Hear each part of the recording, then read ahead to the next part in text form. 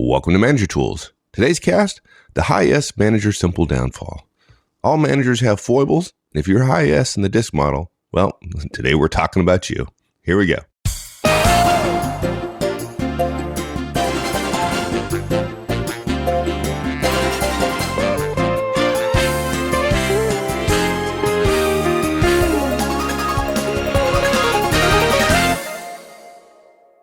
Well, Mark, like I said at the intro, all bosses have weaknesses. And we spent some time talking about it, right? You know, in our first in this series, we said there that so many C bosses, like myself, make is being so perfectionist that no idea is ever good enough. When someone else suggests something, they immediately, in the words of Marshall Goldsmith, try to add too much value, right? By pointing out that something isn't as perfect as it could be and other ideas and how we can make it better. We also talked about high I's as well. They tend to start a lot of stuff, but not finish so well. And today, high S's, as much as we love high S's, they've got their own little foibles too, don't they? Yeah. You high S's, we see you overprotecting your team. We see you delaying decisions that you have to make and trying to slow down change. We know you struggle with asking too much of your team and identifying with them so much that you hesitate to ask them for stuff when it's time to ask them, particularly to work really hard. We know you're less comfortable with the rapid change some of your peers might want, and so you delay those decisions and actions, taking sort of a wait-and-see approach. Now, look, we understand you, we respect you, we're glad you're sensitive.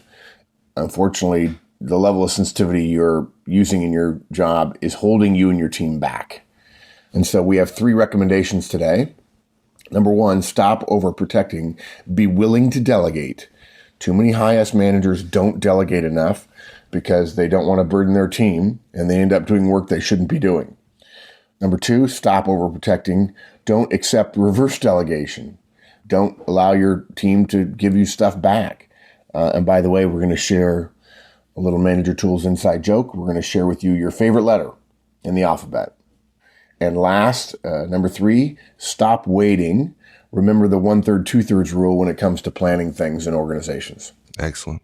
Now, before we go on, a lot of our listeners, particularly those who've been listening to us for a long time, understand DISC fairly well by this point. But we get new listeners every week. So could you without going through the DISC model, maybe we could talk about the type of manager we're talking about, the high S manager. Describe that a little bit for us. Yeah. A high S or high steadiness manager is someone who's reserved and very people-focused. He tends to be relaxed. He's warm. He's personable, but he's quiet and reserved about it. He's not super outgoing like the high I, but nevertheless, everybody likes him. They feel like they can talk to him. They feel like they can open up to him. He knows his team exceptionally well, better than any other type of manager, if you will. He probably doesn't talk as much as other managers about top performance, but he would say something about getting the most out of his team and ensuring the right culture and the right workplace. He is the perfect team player. And if you want to know more, we offer the 28-question, 30-minute profile on our website, and you can get it in a bunch of other places too. You don't have to come to us. Just Google the word DISC or come to Manager Tools. Right. And be sure here, we're not picking on high S's. If this is the first podcast you've ever listened to from us, rest assured that we're not picking on high S's, right? Because we started talking about, the first one was a high C, right, which is me. And I absolutely agree with the recommendations in that cast. And you're a high I, and we talked about the high I last time. And yeah there's some tendencies that tend to damage teams. And you agree with those as well, right? Oh, absolutely. It was me to a T, yeah. So we started with high C's and high I's, partly to be the first in the breach, to kind of set an example, being leaders, as it were. So we're not picking on high S's. Matter of fact, we picked on ourselves first. We're going to do high S's, and then we'll follow up with high D's, which I'm sure everybody just can't wait to get to. Yeah, exactly. And then, of course, the problem with high D bosses is everybody thinks their boss is a high D because bosses get to be more dominant in their roles. Yeah, but we don't. Yeah, we don't mean to pick on anybody. We mean to help people see perhaps a weakness they're not aware of, because all too often our strengths, when overused, become weaknesses. And so, we're talking about that with each one of them, because some high S managers may not realize they're under delegating. Some high I managers may not realize they start a lot of stuff but don't finish it, and they're messy, right? So It's good to know what your strengths and weaknesses are. Yeah, exactly. And a lot of high S's, they want to protect their team. And that what they may not realize is that they're overprotecting their team and they're not delegating. And so our recommendation number one is stop overprotecting your folks and be willing to delegate. Yeah, in our experience, too many high S managers think that the way to be a good manager is actually to be liked by your team. And one of the ways you do that is you, quote, share the load with your team, right? These high S managers, they have a natural desire to befriend their team, to become a part of the team, to almost be one of them. And look, there's nothing inherently wrong with that any more than a high D's drive to overachieve and push her folks isn't inherently wrong. It's the over-reliance on your natural tendency to make friends that is the problem. Over-identifying with your team causes you to lose sight of your responsibilities, which are by definition different than your team's responsibilities. And it may be hard to hear this, but look, high S's, you are the boss. You're not part of your team of directs, and you never will be part of your team of directs. And so it will always be a frustrating exercise trying to become one of them. We regret to inform you, but your belief that you have a team, really, even the concept of a team, is a bit misleading. I mean, think about teams you were on in your formative years. Were any of your teammates capable of firing you? No, I doubt it. Right? Yeah. The coach could, but he or she wasn't part of the team. Now, teams are generally made up of equals, and there are very few real teams for this reason in professional organizations. Now, look, some of you know this, and you say, oh, I know, but there are too many other managers out there making a big deal about their power and their role, and that's just not me. And by the way, you're totally right to say that. There are too many managers out there, far, far, far too many managers who make a big deal out of their role and their power, and it's ineffective and it's inefficient, and Manager Tools stands clearly on our 5-year history that being a manager is not about role power, it's about influence. But you high S's say, I know I have the role power, but I want to avoid using it, okay? I'd rather create a team feel, right? Even if we really can't be a team. I want to be approachable. I want to help out with their workloads. I want to be sensitive to their needs, and I don't want to overburden them. And again, we respect that. We appreciate it. But what that causes is you being less of a manager and more of a contributor at the level of your team. And there are just too many reasons against that. Managerial economics, for one, and if you haven't heard that cast, what managerial economics says is that if you and one of your team members can do the job, it's wrong for you to do the job as opposed to the team member because you get paid more. If you farm out some work to an outside consultant or some external labor, or you outsource something, and two outsourcers can do it equally well, it's the same level of quality, and one can do it cheaper, it's wrong to hire the more expensive one, right? But look, in addition to that, you diminish your role power, which we don't want you to use too much, but you have to be careful. You still have it and you want to be aware of it. It takes away from your managerial focus and in terms of the things only you can do. Because remember, there are some things as a manager only you can do, right? They don't let one of your teammates write reviews on everybody else. Right. There's opportunity cost, right? Exactly. Yeah. If you're doing work that your team can do because you're not delegating, because you love your team, you're not doing something that only a manager can do. And in fact, the work that managers do can actually make the work that the team does better. That's the whole value of a vertical structure, right? If you're doing your manager work really, really well, if you're a working manager rather than a working manager, you make it easy. You actually take more care of your team being an effective manager rather than being an effective team member. There's all kinds of reasons. And look, the primary way that your interest in creating a team and being part of your team is when you don't delegate that work. And it's work that reasonably belongs to them. And again, we heard your phrases. You don't want to overburden your teammates. You want to help. You don't want to be thought of as too demanding. You don't want to stress them out. You don't want to appear above them. But look, you're still the boss. Those ideas are wrong in the abstract because your folks are always going to see you as a boss first. It's just the nature of power in organizations today. Look, you can reduce the gap between you and them, but you can't eliminate it. And if you try to eliminate it by not doing your job as a manager, you end up making everyone less effective, you and them. And look, part of your job is delegating work appropriately. Yeah. If you're a high S boss, whatever you're delegating right now is insufficient, right? You're letting your care for your directs actually hurt them because you're not only doing all of your work because you're too busy doing theirs for them, and they're not doing work that not only are they paid for, but that they need to do to feel fulfilled and develop themselves, right? Yeah. It's a good intention, and it turns out poorly because of the nature of work. We don't do our directs any favors by keeping work from them that is legitimately theirs. We stay away from pretty assiduously any comparison between directs and kids.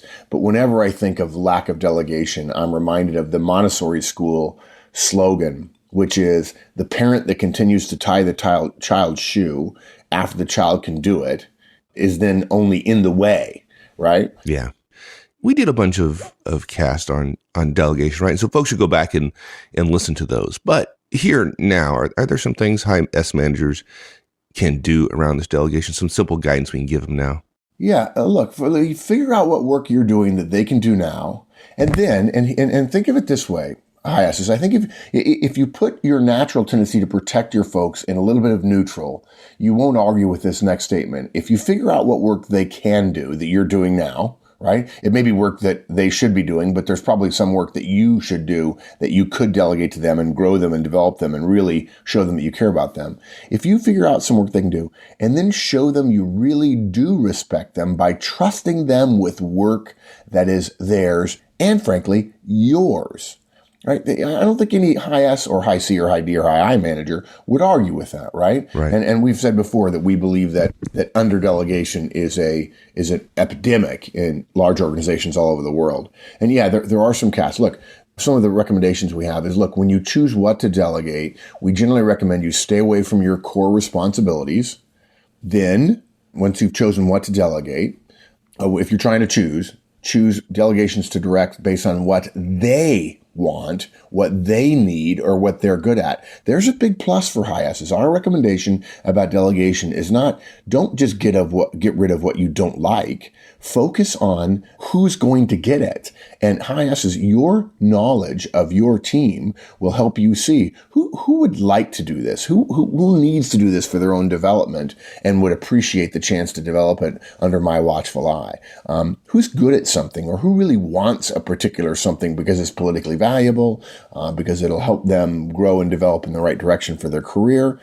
That's the beauty of our recommendation. Yeah, you can't delegate your core responsibilities. And frankly, we don't think you have to worry about that. We think most managers do tend to hold on to those things. But first of all, you've got to get out of the stuff that they're doing. And then secondly, start delegating the stuff that is right for them rather than using some factor that we're trying to get work off of your desk. We're not trying to get work off of your desk so much as we're trying to get work onto their desks, and we want it to be the right work.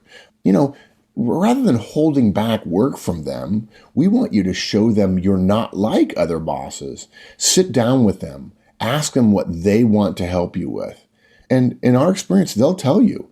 Directs are overwhelmingly likely to say yes when you say, hey, I need your help. I mean, the relationship that you've built, don't get us wrong, the relationship you built is a huge plus. We love it. We want more of those relationships than what we see from high D bosses who say, hey, it's a case of mind over matter. I don't mind and you don't matter. We want you to leverage that relationship now by sitting down with them and saying, hey, what is it you want to do? And start asking them. And look, they'll tell you when they're overburdened. They will, right? Yeah. And high S's are probably the least likely to violate this one caveat we have, which is go slowly, right?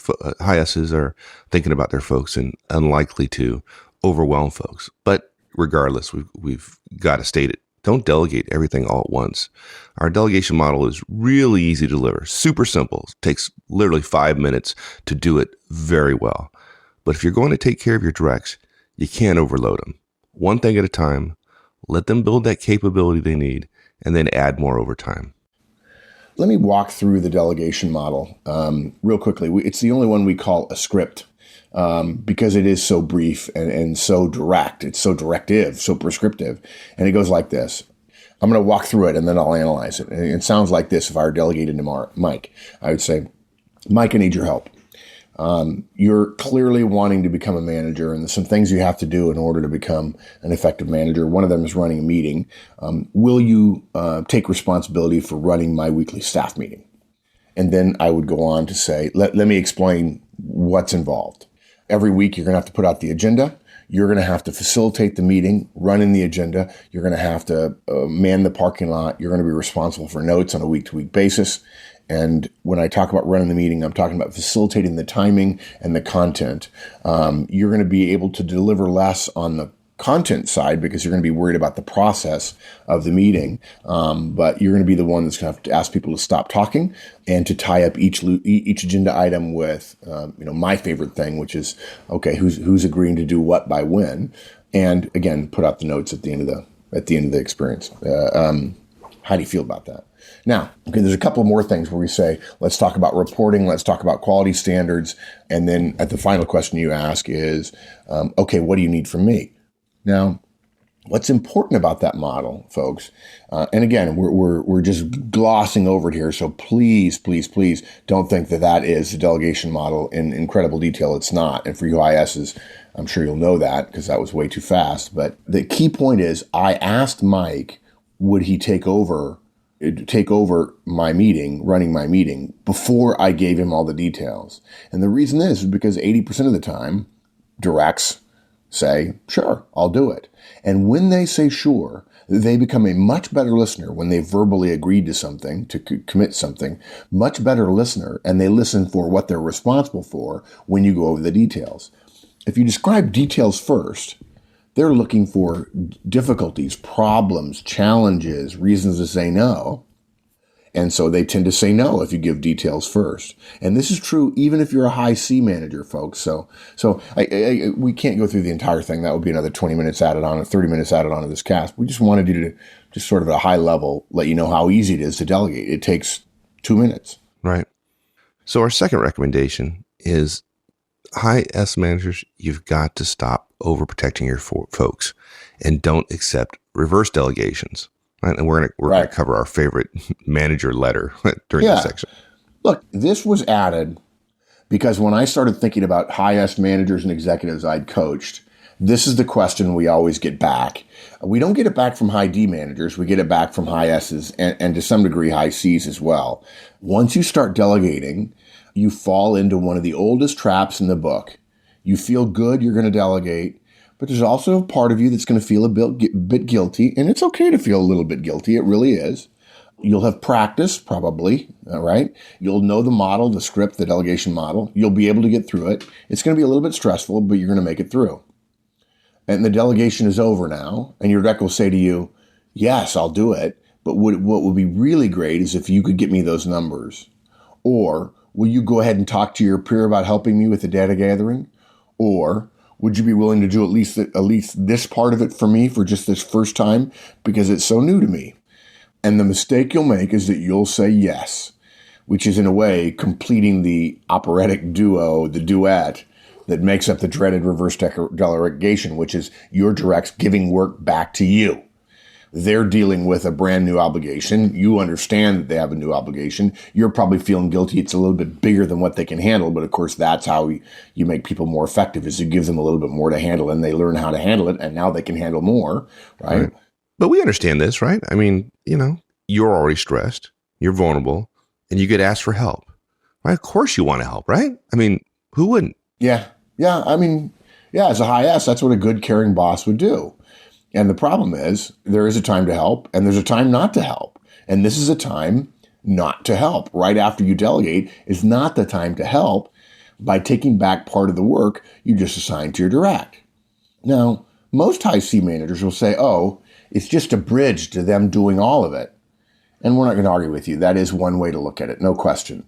We recommend you see it differently, and you see it as your directs delaying their own development and slowing down a process that you've already started and decided upon.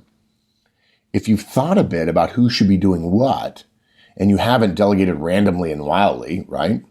There's no reason to doubt yourself now simply because your direct has more work than they know what to do with.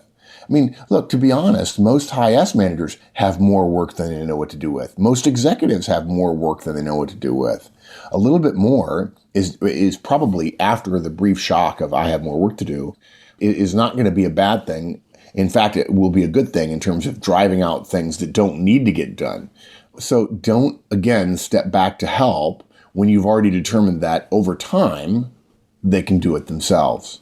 Okay, well, what about the high S manager that says, okay, Mark, I understand that, but what I'm really doing here is guarding against a quality drop-off. When they do it, it's going to be of less quality than when I do it, right? And that's important. Quality is important to me. Yeah, I'm not going to argue with you there. You're right, okay? And I believe that's why high C managers don't delegate as much. And it's why high D managers do it, but it's not, don't delegate as much as they could. But it's not because high D managers fear a quality thing. They just can do it now, and they believe whatever they do is better than whatever anybody else does. Right? But look, the quality argument is true. It's accurate. Quality is going to decrease slightly when you delegate, because you're going to be delegating something that you've been doing to somebody who has less capability than you. Generally speaking, no offense to your directs, but capabilities generally go up as you move up in an organization, and they're going to be new at it, right? But the problem with that argument, though, is it's short-sighted, right? Based on that narrow analysis, well, the only person who can do it is the person who's best at it. Nobody would ever be asked to do anything that someone else can do better than them, which means that anyone good at any one job would become indispensable fairly quickly. And if you do the productivity math on that, an organization fails very, very fast. Further, when you yourself first started doing whatever it is you're going to delegate, you yourself did it with a lot less quality than you do it now. Sure, yeah. Right? You were trusted either by yourself or by somebody else, and the organization benefited. And now it's your turn to pass that favor along, right? Also, the quality drop that everybody talks about, totally real, is also totally short-term, right? Your directs will learn how to do what they need to do, and they'll do it as well as you have been doing it. The transients, I don't know, it's 2 weeks, 2 months, whatever, of that quality drop is more than made up for in the cost difference, the managerial economics 101, right? The cost difference of them doing it, the time you get back to do other things, and the value of that time to the organization. Again, managerial economics 101. And here's the thing. And those benefits that come out of it, the short-term quality drop is short-term. The benefits are forever. You're no longer doing it. You have your new time freed up to do other stuff forever into the future, right? Yeah. So after they get as good as you, now there are some managers who say that my people will never be as good as me at anything. Well, I said that for a long time in my life, and I now have ample evidence to prove that's just not so. And of course, that's really not the answer. The answer is, even if they do it 1, 2, 3, 4, 5% less effectively than you, that's still a better choice for the organization. Right. Well, look, I'm not a high S, but I am a high C, and I have the same problem in terms of my natural tendencies around delegation that high S managers do. And one of the challenges I have is remembering not to have to take on this reverse delegation. How do I do that? Yeah, look, and we have a little treat here for you. To help everybody remember not to accept reverse delegations, it is your favorite letter in the English alphabet, the letter C. If you want to remind yourself of its value, hold up your left hand in front of your face right now. Don't do it if you're driving, I guess, but you can pretend. Make a half circle with your thumb and forefinger of your left hand. And there it is. There's the letter C, right? Now turn your hand away from you, keeping the letter C formed so that your thumb and fingers are pointing away from you toward another person if you were having a conversation. That is the letter C pointing at one of your directs. And whenever they come to you and say, I have a problem, and you can do this mentally or you can actually do it physically, it's your call, you hold up your hand and you say, yes, you have a problem. Okay? If you really want to drive home the point, run your index finger of your right hand around that semicircle when you do this and end up with your right index finger pointing at your direct saying, yes, you have a problem. It's a bit of a chuckle. And the point is, if your directs come to you and say, I have a problem, and you say, okay, and you take over the problem, you're accepting a reverse delegation. You're going to do their work for them. And when you do your direct's work for them, you send a message that I will solve your problems for you. You reward them bringing their work to you. And yes, there are cases where you want to know about their problems, but you don't want to solve their problems for them because after a while, you're rewarding the bringing of problems to you. You're going to create people who can't solve problems in the abstract because you're the one always solving problems. You think of it as I'm trying to take care of them. What actually happens is you're stunting their growth. You're trading short-term taking care of them for long-term professional development. Because you're saying, if you have a problem, then I can solve your problem. It's okay. Look, if they have a problem, you have a problem too. But that if you both have a problem, why not have them do it? Because they're the one that needs to learn it. If it's easy for you to do, and it's a little bit hard for them, they're never going to learn how to do it unless they do it a few times. Good judgment comes from experience, and experience comes from bad judgment. So hold that C up, run your index finger around it, and say, oh, you've got a problem? Yeah, you've got a problem. I don't necessarily have a problem. Sounds kind of appalling. It's a little uncomfortable. Yeah, it is. It is. Look, we're kidding a little bit here, but the point is, we want you to want you to have a physical reminder of the concept of no. When your directs have a problem, your directs have a problem. That doesn't mean it's your problem to solve. It's your direct's problem to solve. I mean, think about it. When you delegate, it's theirs. Think of it this way, folks. Here's the acid test that everybody forgets as a boss. You no more expect your boss to do your work than you should accept work from your directs. Right? I mean, everybody says, when we ask audiences, Mike, remember at conferences, we ask, hey, how many of you would be okay if your boss came to you with a fair and legitimate delegation? Every person raises their hand. Everybody. But then somehow, they're like, oh, well, my people are busy. I don't want to ask them to do too much. I'm like, wow, what is it, this idea that somehow as managers, we're so capable and our directs are not? Right. You know, it's just not, it's not appropriate. So look, we just suggest that when your directs ask for help or when they suggest, hey, why don't you help me with this part of it? Remember that letter C. When they ask for help, say no. It's going to worry you, particularly a highest manager, for the first 50 times you do it. Then you'll realize that the only thing bad that happened when you did it was your worry of it. And you, since there are enormous benefits and all that's bad is the worry, hopefully you'll continue doing it. Good. Now, high S managers do something else. They tend to wait, right? They not only overprotect their directs, but they also frequently delay making important decisions, right? Because they want to make sure everything's right. They want to understand the rationale. They want to prepare everyone for the change that's coming because they don't like change. They don't like the effects, the disruption on the team. Right. You don't want to upset your team. You worry about the response. And so you delay and delay. Right. So our recommendation for highest managers is stop waiting. And then remember the 1/3, 2/3 rule, which we'll cover in a second. Yeah, and actually the 1/3, 2/3 rule applies to everybody. It's just particularly valuable as a development device for highest managers who like to wait. Here's an important point, I think, that highest managers forget a little bit more quickly than other managers. Even though inherently they know it better than everybody else, they confuse their relationship with their role in the sense that, here's the point, not all of your directs are like you. Generally speaking, about half of them would say, no, we'd rather not wait to hear every detail of the newest stuff. We'd rather not you take the time to put together a presentation for us, having worked out all the details and being able to address every single one of our questions.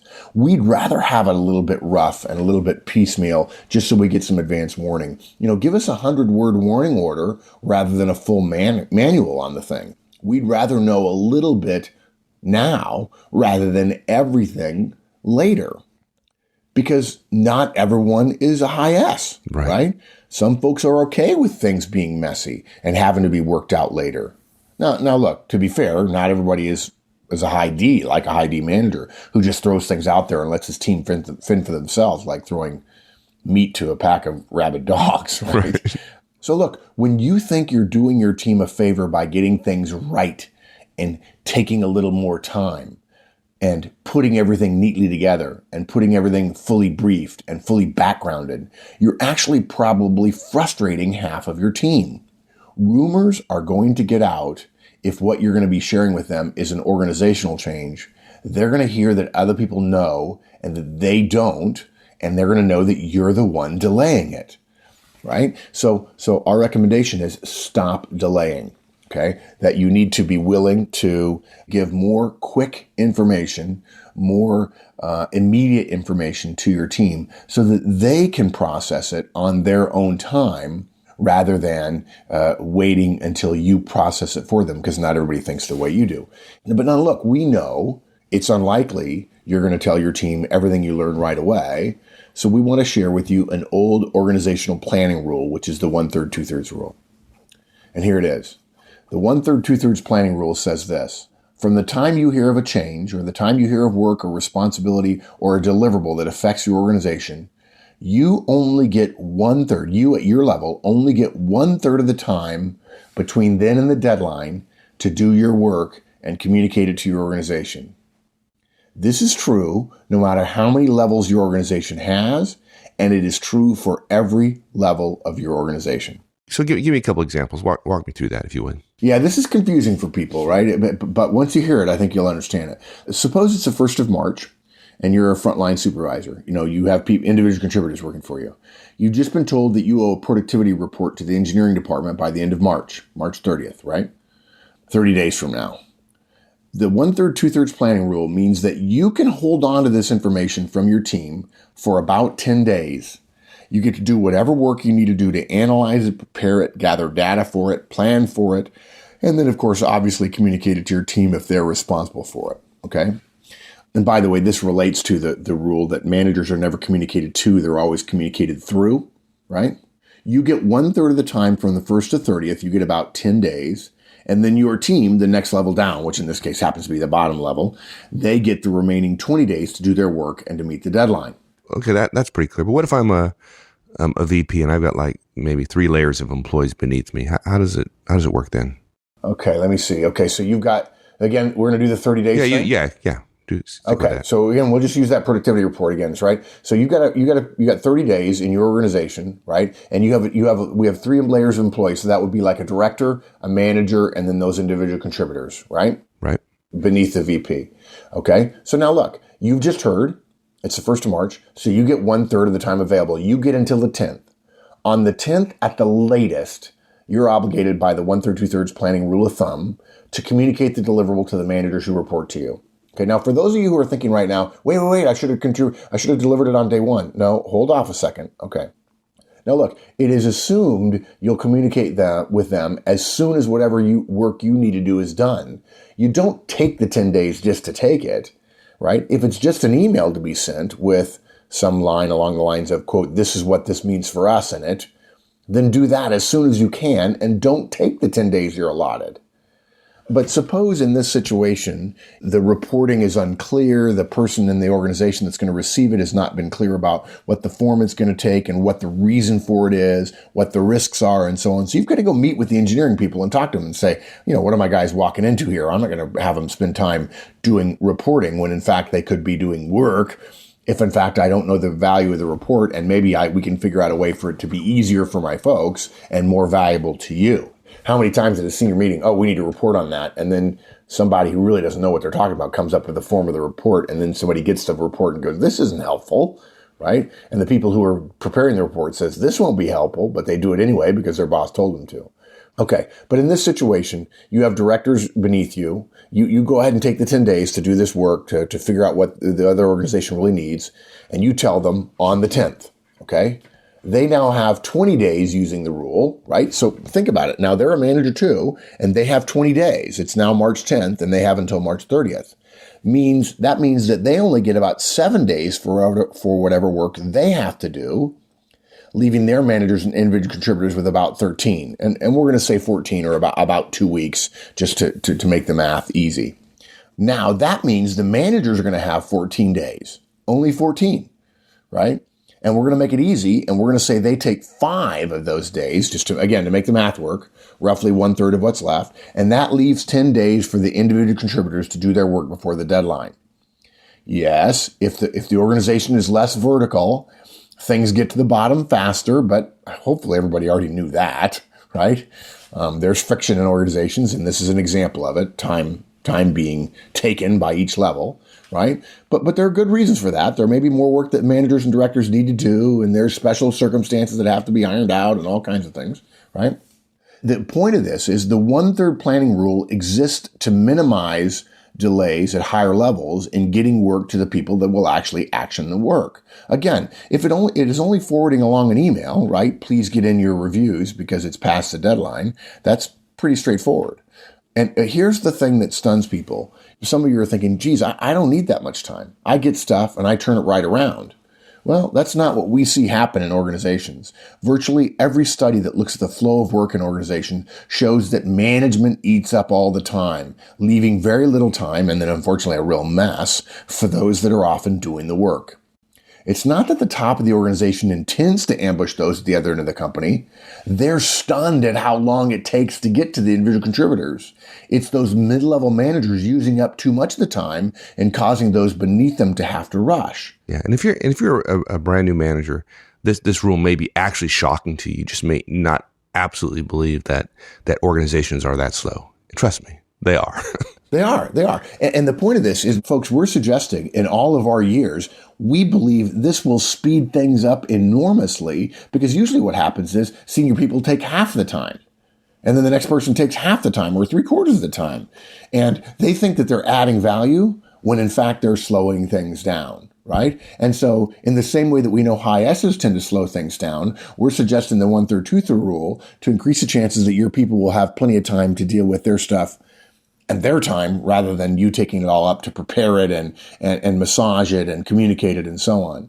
And to take it to the extreme, let me be clear about how important this is. This rule applies even to those tasks that you're given 5 hours for. Whatever the work, figure out how much time until the deadline and never take more than 1/3 of it. So if it's 8 a.m.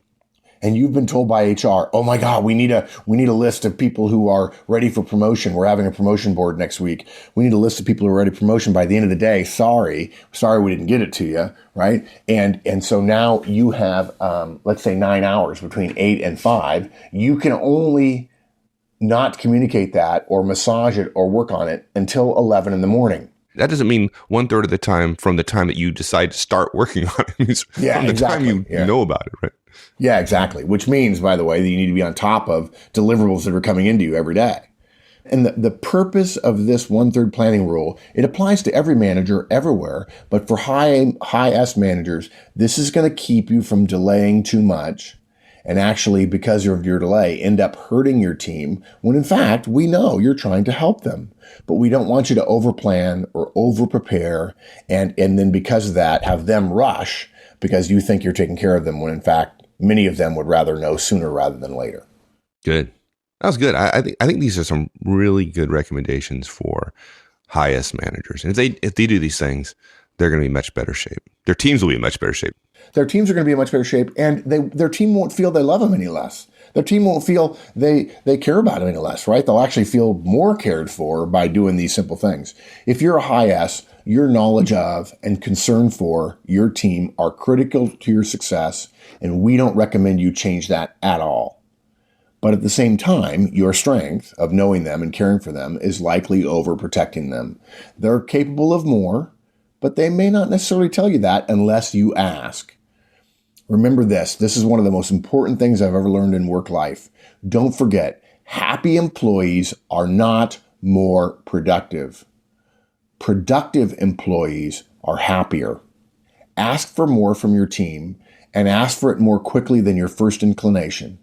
And you'll get better results with little to no compromise to your team. And actually, because they become more productive, you can actually make them even happier than you already have.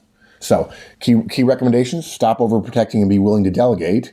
Stop that overprotecting and don't accept their reverse delegation. Remember that letter C, and deliver the information you have to them, the tasks you have to them, faster by remembering the 1/3, 2/3 planning rule. Awesome. Hey, thanks, my friend. Enjoyed it. My pleasure, partner. All right. We'll see you later. Thanks, everyone. That's it. Hey, if you haven't joined us on the discussion forums lately, please do so. You'll find it at www.manager-tools.com/forums. Hope to see you there. So long, folks.